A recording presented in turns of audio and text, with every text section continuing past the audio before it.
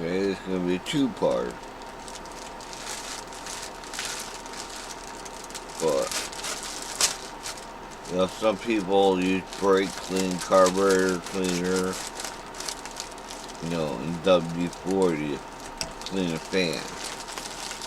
Which I'm sure you've seen it all over YouTube. But the correct way, this is how professionals do it.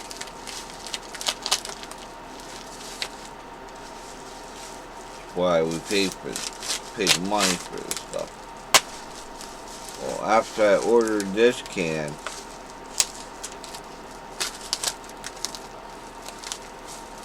I wound up having a brand new can floating around.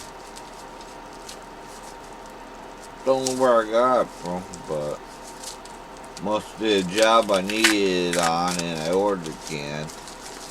Couldn't, well, I was looking for it, I could never probably have found any. And after apparently I bought a can of it, and now I got two cans, which don't bother me. Because the way I look at it is you can never have enough of this stuff. But this is what it is. One, when I mess around, I only buy good products, as you can see. This is CRC. This is some of the best stuff in the world. I use a lot of their products, 3M, you know, like, see, it's an electronics cleaner. You use it for plugs, use it for cleaning bearings out of fans, pretty much anything you want. It's non-corrosive. It can clean terminals on, you know, like plugs, batteries, stuff like that. And it'll, you know, clean bearings out of fans. And it doesn't conduct electricity. That's the big part. That's why I use it. And it leaves no residue. So, you know, like brake clean. It says it doesn't, but it does. And, I mean, it's not as bad as like brake cleaner or, you know, stuff like that, but, you know, if I'm doing brakes, if I need to have brake cleaner, would I use this? Yes. Would I use brake cleaner to clean, you know, contacts? No.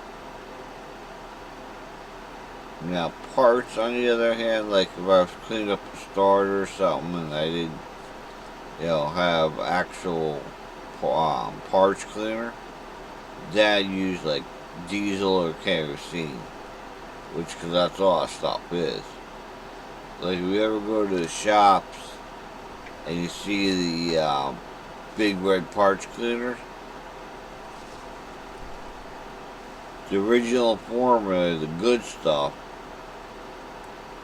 I forgot what the new stuff's made of, because it's supposed to be non-flammable, but I never put it to the test either. But all it was, you were paying for water and diesel. Because the guy that delivered the stuff to me when I worked for my uncle told me that's what it was. It's like, yeah, it's just water and diesel. Now, you buy the carb cleaner that comes in a gallon container that's for soaking carburetor parts and carbs in. That's a different story. I'm not sure what that stuff is, because it's a lot thicker and nastier stuff. And it works really good. If you heat it up in like a crock pot or like a rice cooker, get that stuff nice and warm, it eats up all the grime. Which is normally like what I do. I usually have a small crock pot around, so when I'm working on lawnmowers, instead of just, you know, like everybody does on YouTube. It's just take off the bowl, hit it with some carburetor cleaner, and slap it back together. No, not me. If I want to go through that much, I want to take it off. I'm gonna take it apart, and I'm gonna put it in to the right stuff.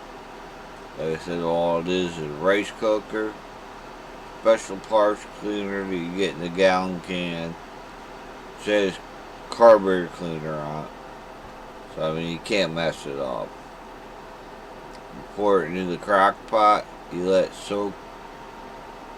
You know, of course you keep an eye on it. You never just leave it overnight, something like that. You don't have to. A couple hours, not even that.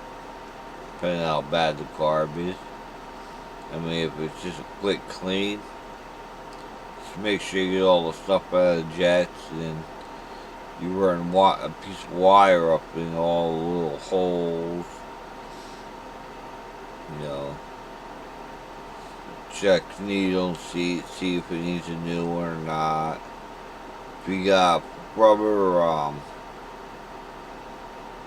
floating it, you push on it with a screwdriver, not like the pointed part, but like you wouldn't go like this to it. You just lay it flat on the top of the or the bottom of the rubber float and push down, see if any gas comes out. If you got gas coming out, float's bad. If you got a copper one, which is or copper or brass, get which. I think it's brass. Most floats are hollow inside, made of metal, which like I said, most of the cases I think they're still brass. And you shake it. If you hear liquid inside, it's bad. You replace it. You know, after you put it all back together, there's a special ruler you get so you can measure out. Find out what the measurement is by looking it up in a manual or online, or whatever. Or if you have a carb rebuild kit for that particular carburetor floating around, they give you the measurements. Set it, forget it, put the jets and stuff back in it.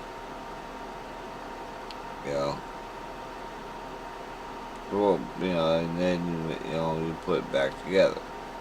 And then you put a new set of spring kits on, which nobody does, because springs stretch out, as you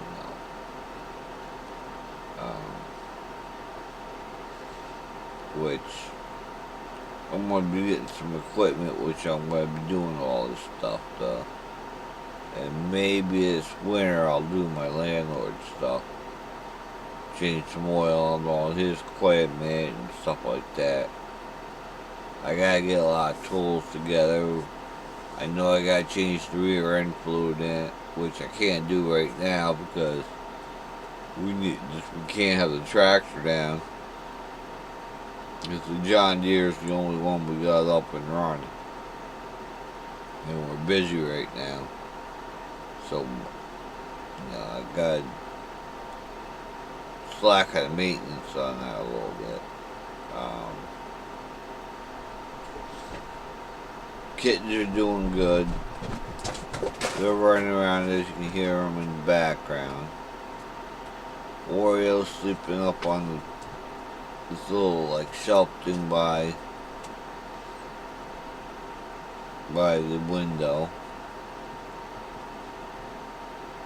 I'm getting ready to go to bed, so. And this video will be part 2, and it's almost up, so. As soon as I can find my charging cable, which I don't know what the kittens did with it. Can't tell you. And I'm missing, a whole roll of, well, they got hold of it once, destroyed half a roll of Teflon tape on me.